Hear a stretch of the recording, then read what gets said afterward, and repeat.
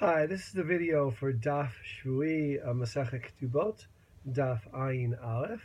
I am Josh Kulp. I am back here in Israel after a long summer abroad, so you may have seen a few videos recently from abroad. In any case, I want to jump in today with explaining a little bit greater depth, giving a little greater depth to the machoket that begins the long sugya that goes throughout most of this daf, and that's between Rav and Shmuel. Rav says the Mishnah that said he can stand a supplier or an agent in his place to provide for his wife for 30 days is lo shanu ela b'mefarish. That's only taught in the case where he gave a amount of time for his vow, his prohibitory vow. Aval bistam, right? If he did not give any time for his vow, yotzila altar. He has to divorce her immediately, ve'yitain ketubah, and give her the ketubah.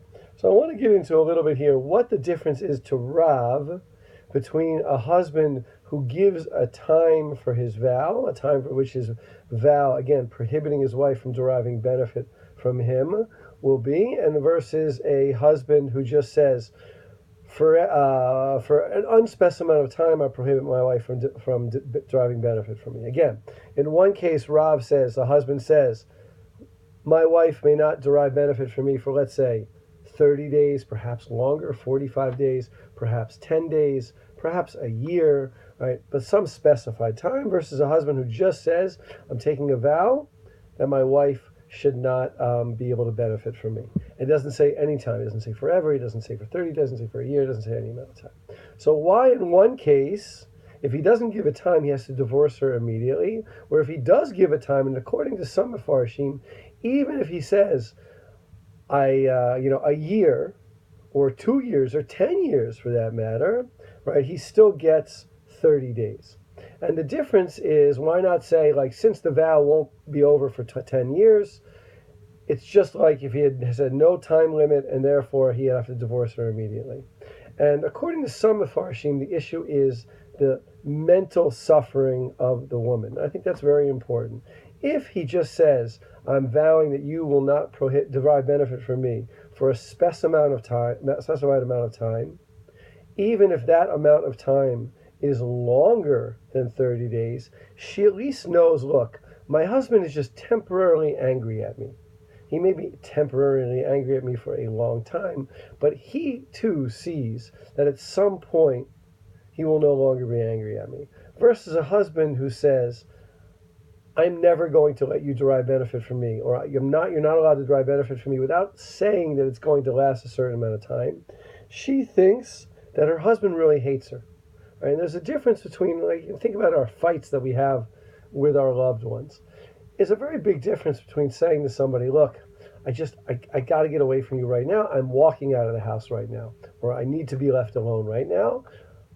Let's talk about this tomorrow, which I think is a pretty sensible thing to say. And I think a lot of us who have people that, hopefully all of us, have people that we love in our lives that probably most of us argue with or bicker with or fight with, and may even feel extreme anger at them from time to time, as people do to loved ones. A better psychological strategy, one that leaves the other person feeling like this situation is not going to last forever, is to say, look, I can't talk to you about this right now. Let's talk about it later. Now, sometimes that person might not accept the pushing off talking about it. That's not so easy either. But at least that person knows, I'm planning on continuing this relationship. I just can't do it right now. Versus, I don't ever want to talk to you again. Now, again, sometimes we might just say that out of hot-headedness. God knows we've all, maybe said that to our parents, our spouses, or had our children say that to us. I don't want to talk to you ever again. But we realize, right, and that can be very, very painful, right? Because maybe that, I don't want to talk to you ever again is going to continue forever, even though probably it doesn't, right? But when you say, look, I can't talk to you about this right now, but let's sit down tomorrow. I need time to cool down. Let's sit down and tomorrow we'll talk about that. That seems to be a psychologically, let's say, a better way of approaching things, a more helpful, a more healthy way of saying, look, we're having an issue right now, but I want our relationship to continue, versus a statement of, I really don't ever want our relationship to continue again. That seems to me the simplest explanation of the difference for Rob between a husband who explicates how long he wants his vow to last to one who does not.